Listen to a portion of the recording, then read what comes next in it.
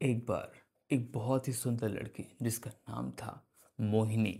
मोहिनी एक गांव की बहुत ही सीधी सादी और बहुत ही शांत रहने वाली लड़की थी।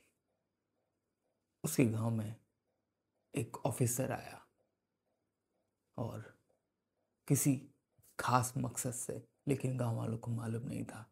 गांव वाले उतना समझदार नहीं थे। शहर के एक कोने में एक सरकारी क्वार्टर था जहाँ पर अक्सर 6 महीने में, साल भर में कोई ऑफिसर आता था, वहाँ पर रहता था। लोग बड़े प्यार से उसे साहब जी, बाबू जी कह के पुकारते थे और उसकी मदद कर देते थे। इस तरीके से हर 4-5 साल में कोई ना कोई वहाँ पर ऐसा ऑफिसर आता था, या कहें कोई बाबू या कोई ऐसा सदस्य जो सरकारी काम से वहाँ रुकता था और कुछ दिनों बाद, 6 महीने बाद, 7 महीने बाद वहाँ से चला जाता था। और ये मोहिनी बचपन से देखती आ रही थी। गांव वालों के लिए कोई नया नहीं था, लेकिन इस बार जो हुआ वो सबसे हटके था। मोहिनी, जो कि 22 साल की एक लड़की है, बहुत ही शांत स्वभाव की है, बहुत गंभीर रहती है, क्योंकि घर का सारा काम उसे करना पड़ता है। माँ है नहीं, और जो पिता है वो खेत में काम करता है। छोटा भाई है जो स्कूल में पढ़ने जाता है। मोहिनी अब स्कूल नहीं जाती, क्योंकि गांव में सिर्फ क्लास 5 तक ही स्कूल है। उसके बाद दूर दूसरे गांव में जाना होता है, और उसका गांव काफ़ी दूर है, इसलिए वो अब नहीं जाती। अपने पिता का हाथ बटाने के लिए वो खेत में जाया करती है। जो वो सरकारी क्वार्टर है, जो घर है, वो उसके खेत से ज़्यादा दूर नहीं, मुश्किल से 200 किलोमीटर होगा, या फिर उससे भी कम। मोहिनी उसी रास्ते से आ जाया करती थी, कभी अपने पिता के साथ, कभी अकेले, कभी पिताजी के खाने के लिए, कभी कुछ। धीरे धीरे जो नया ऑफिसर आया उसका नाम था रघुकांत। रघुकांत नया था, क्योंकि वो एक शहर में रहने वाला एक ऑफिसर था। उसे गांव का कुछ भी पता नहीं था, और जिस तरीके से उसका रहन सहन था, गांव तो उसके लिए एक जेल जैसा था। वो जिस दिन वो गांव में उसने पैर रखा था, उसी दिन सोच रहा था कि मैं किसी भी तरीके से यहाँ से एक दिन ना एक दिन जल्दी निकल जाऊँगा, ये मेरे जगह नहीं है। अचानक मोहिनी के पिता बीमार पड़ गए, और गांव में किसी के पास भी कोई ऐसा वाहन नहीं था जिससे उन्हें शहर ले जाया जा सके। पता नहीं किसको याद आ गया कि जो गांव में जो नए बाबू आए हैं, ऑफिसर आए हैं, उनके क्वार्टर पर एक 2 पहिया गाड़ी देखी है। कभी उसको चलते तो देखा नहीं, लेकिन हाँ, दूर एक बार कभी आवाज़ सुनी थी, फट फट कहते थे, तो शायद फटफटिया कहते हैं उसको। तो बाबूजी से चलो जल्दी बात कर लेते हैं, हो सकता है इसका कुछ हो जाए। हैं, तबीयत बहुत ख़राब लग रही। गांव वालों ने आपस में बात की, तो फिर नतीजा ये निकला कि सब लोग मिल के उस क्वार्टर पे गए। करीब रात के 12 बज रहे थे और ऑफिसर सो रहा था। लोगों ने क्वार्टर पे आवाज़ दी, खटखटाया। 2 मिनट के बाद ऑफिसर निकला। उसने बोला, क्या है बताइए। तो गांव वालों ने सब मिलके, इतनी सारी भीड़ इकट्ठा थी, तो वो घबरा गया कि ऐसा क्या हो गया। ऐसा तो नहीं गांव वाले उसको मारना चाहते हो, या कोई ऐसा सदस्य आ गया हो जो उन्हें नुकसान पहुंचाना चाहता हो। तो इसके बाद सब लोगों ने कहा, बाबूजी, हमारे गांव का एक किसान है, चंदन नाम का, वो का खेत यहीं पास में ही है, लेकिन उसका तबीयत बहुत ख़राब है। शहर जाऊन खातिर उसके पास कोनो कोई गाड़ी बंगला नहीं है, कोई ऐसा साधन नहीं है। तो आप क्या हमारी मदद कर दोगे? क्योंकि गांव में भी किसी के पास कोई 2 पहिया वाहन नहीं, साइकिल से सारा लोग हम लोग करते हैं। तो ऑफिसर कहता है, हाँ बिल्कुल, बताइए कहाँ चल रहा है। उन्होंने कहा कि ऐसा करिए बाबूजी, आप फटफटिया लेके अपने सीधे सीधे पंचायत भवन पहुंचिए। उन्हीं के पास वहाँ वो है, चंदन, ठीक है, और हम सब लोग आपके पीछे पीछे आवत हैं। तो चंदन ने अपनी गाड़ी, सॉरी, ऑफिसर ने अपनी गाड़ी उठाई, जो बुलेट थी, उसको गांव वाले फटफटिया कहते थे। तो बुलेट लेकर वो सीधे पंचायत भवन की तरफ गया, और पंचायत भवन में वो जैसे ही पहुंचा, वहाँ पर एक बुजुर्ग इंसान काफ़ी ज़ोर ज़ोर से चिल्ला रहा है। पता नहीं किस चीज़ की पीड़ा उसको हो रही है। गांव वाले भी पीछे पहुंच गए। गांव के प्रधान ने कहा, अच्छा किया आप यहाँ आ गए, ये चंदन की तबीयत बहुत ख़राब है, हमारे गांव का बहुत ही नेक और ईमानदार इंसान है, इसको पास के अ, अस्पताल में इसका इलाज करवाना है, इसको पता नहीं इसके पेट में बड़ी दर्द हो रही है। तो सारे लोग इकट्ठा हो गए। अब चंदन गांव का इकलौता ऐसा इंसान था जो बहुत बुजुर्ग था, काफ़ी ईमानदार था, लोग बड़ी इज्जत करते थे, बड़े प्यार से उसको अपने घर बुलाते थे। तो सब उसके साथ थे, सब गम में थे, सब दुखी थे। तो चंदन को बुलेट पर बैठाया गया, फिर उसके पीछे एक गांव का ही एक सदस्य पीछे बैठा और वो लोग चले गए। अगले दिन सुबह वापस आए। इधर मोहिनी की तबीयत तो बहुत ही ख़राब हो रही थी, क्योंकि जैसे जैसे उसने अपने पिता को तड़पते देखा था, मानो उसके ऊपर बुखार चढ़ गया हो। तो इस तरीके से जब सुबह चंदन सही सलामत वापस आया तो लोगों के अंदर बहुत खुशी हुई, और चंदन को देखकर उसकी बेटी भी बहुत खुश हुई।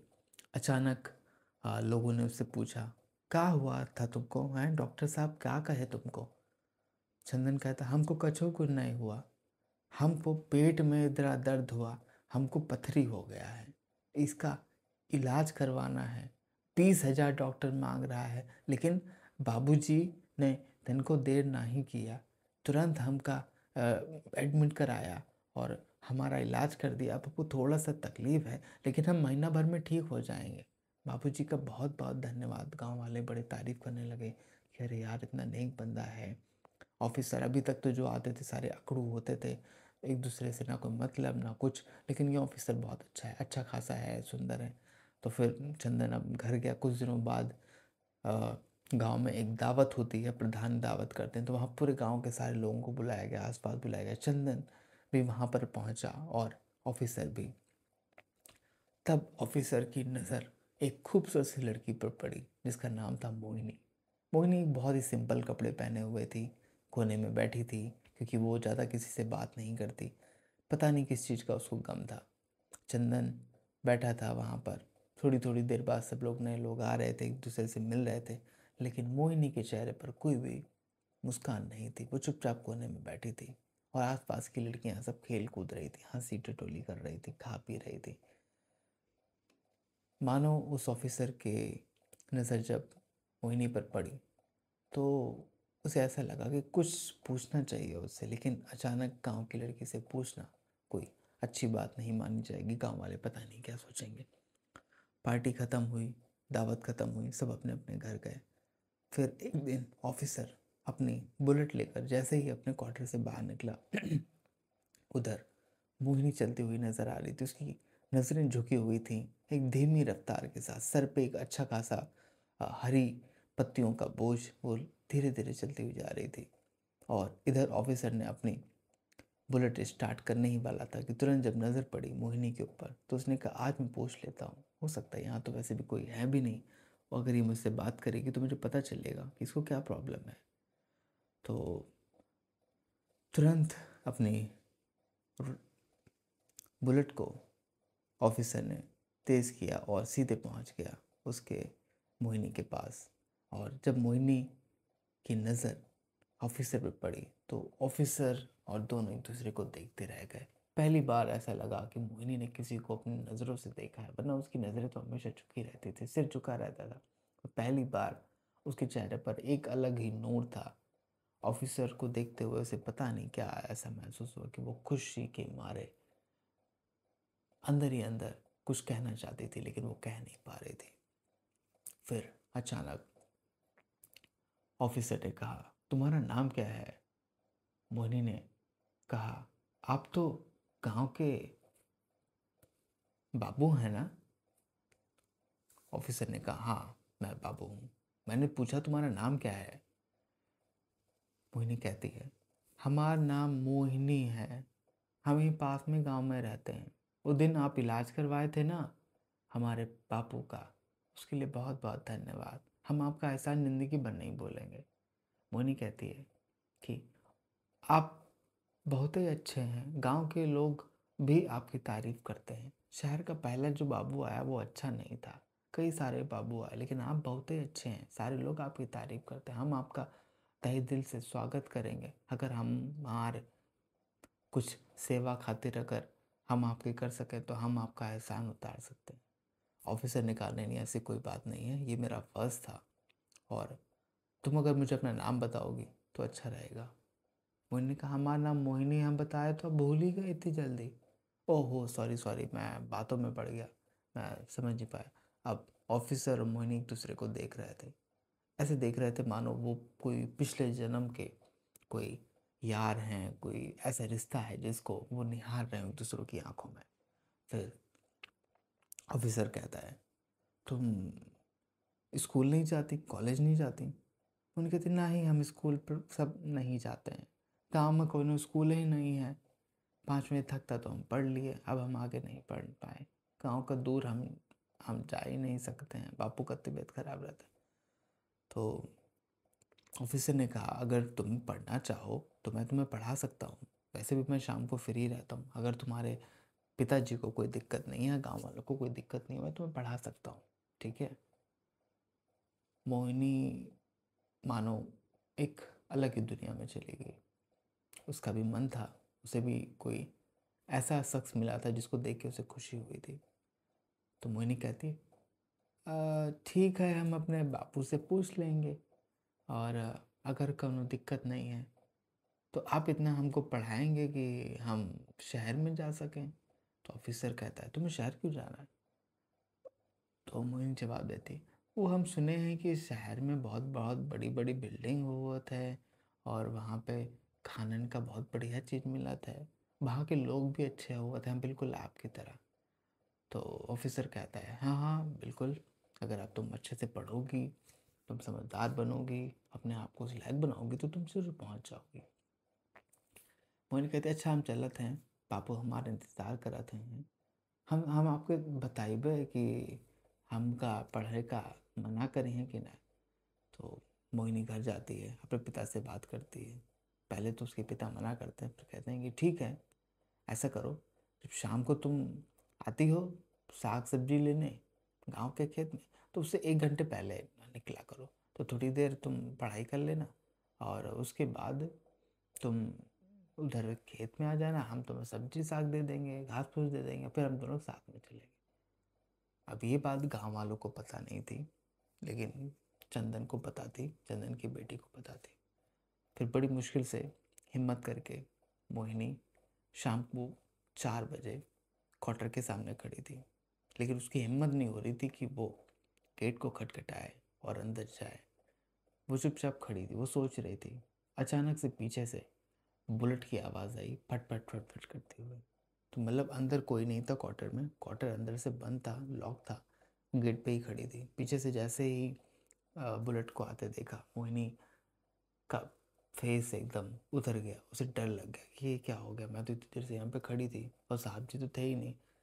जैसे ही ऑफिसर उनके पास पहुंचा, अरे वाह मोहिनी, तुम तो आज बहुत सुंदर लग रही हो, पढ़ने के लिए आई हो ना, मुझे यकीन था कि तुम जरूर आओगी, और चलो मैं थोड़ा काम में बिजी था, इसकी वजह से मैं लेट हो गया, तुम यहाँ बैठो बाहर, मैं कुर्सी लेके आता हूँ, यहीं पे पढ़ाई करेंगे। तो ऑफिसर 2 चेयर लेके आता है, एक पे मोहिनी बैठती है, एक पर वो।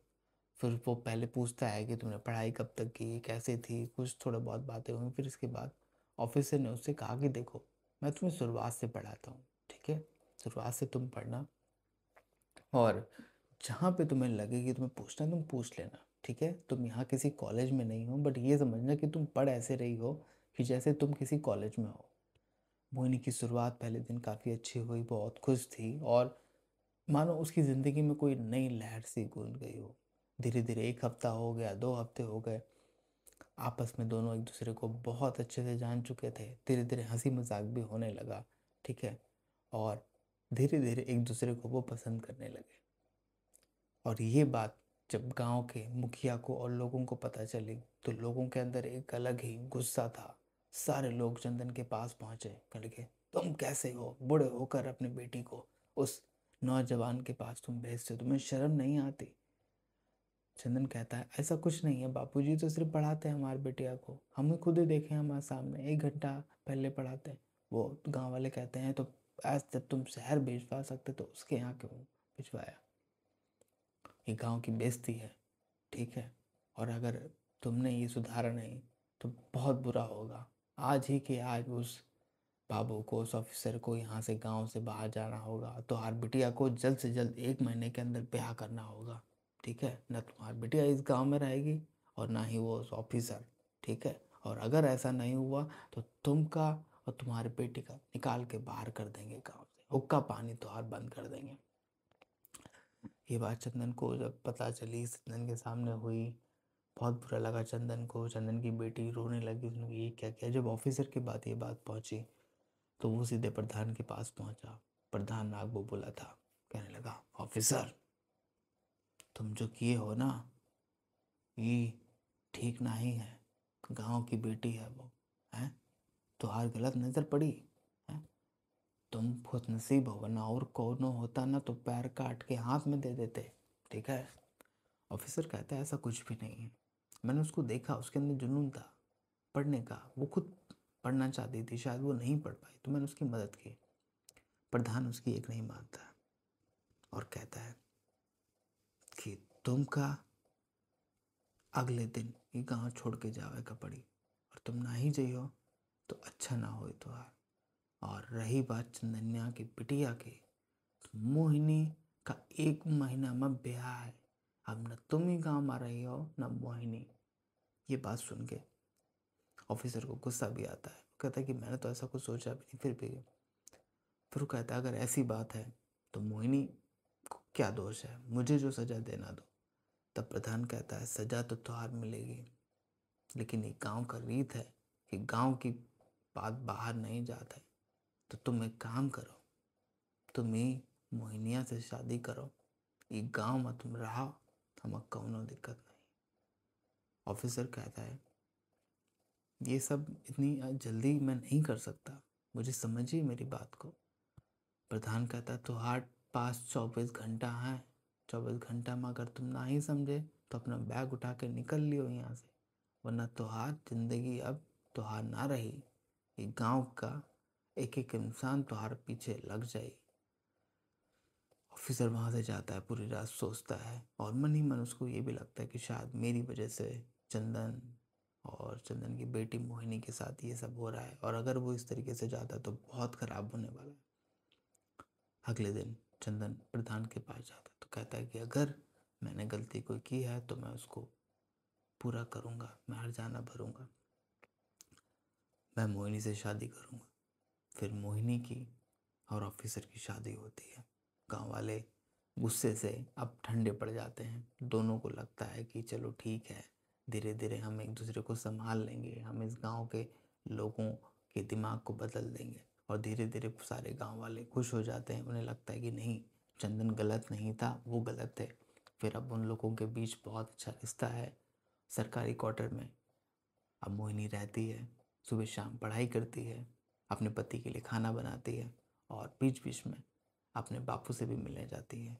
गांव के लोग बहुत खुश हैं, बहुत अच्छे हैं। और कुछ दिनों बाद मोहिनी और ऑफिसर का ट्रांसफ़र हो जाता है और गांव से दोनों चले जाते हैं शहर। अब मोहिनी का भी सपना पूरा हो गया और गांव वालों भी खुश हो गए। अगर आपको ये हमारी कहानी अच्छी लगी तो प्लीज़ इसको लाइक करिए, शेयर करिए, कमेंट करिए। हम आपसे मिलते हैं एक नई कहानी के साथ।